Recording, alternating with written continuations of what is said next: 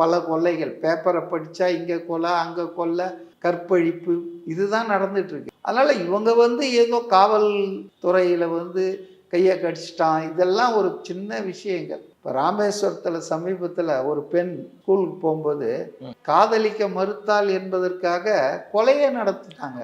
மெயினான மக்களை பாதிக்கிற பிரச்சனையை பற்றிலாம் இவங்க கவனத்தை செலுத்தாமல் இவங்க பாருங்கள் மரத்தில் தொங்குறாங்க, இவங்க இந்த வேலியை தாண்டி குதிக்கிறாங்க. இளைஞர்களை சித்தரிக்கிறதே கேவலமாக சித்தரிக்கிறாங்க. இவங்க தாவேக்காவை அடிக்கிறதா நினச்சிக்கிட்டு, விஜயை சிறுமைப்படுத்துறதா நினச்சிக்கிட்டு இளைஞர்கள், ஒட்டுமொத்த இளைஞர்கள், ஜென்சிக்கிட்டு இவங்களெல்லாம் அசிங்கப்படுத்துகிறாங்க. அது இன்டென்ஷனலாக தான் பண்ணுறாங்க. ஆமாம், திட்டமிட்டு தான் செய்கிறாங்க, அதில் ஒன்றும் சந்தேகமே இல்லை. அவங்க நோக்கம் ரொம்ப தெளிவு. பாண்டிச்சேரியில் விஜயுடைய ஸ்பீச் போகக்கூடாது, வெளியே வரக்கூடாது.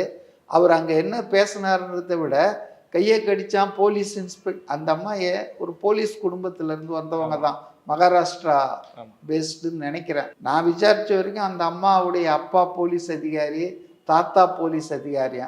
ஸோ போலீஸ் பிளட் இருக்கிறதால நேர்மையான அதிகாரின்னு வேற சொல்கிறாங்க.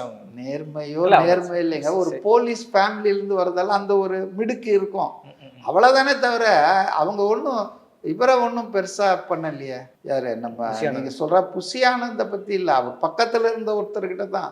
ஆனால் இதெல்லாம் ஒரு சின்ன சின்ன நிகழ்வுகள்ங்க. எந்த அளவுக்கு கேவலம்னா, கூட்டம் இல்லைன்றதுக்காக அங்கே கூட்டம் இல்லாத பகுதிகளை படம் எடுத்து போட்டுலாம் நமக்கே பார்த்தோம். நேரலையில் பெரிய அளவுக்கு கூட்டம் ஒர்க்கிங் டேல.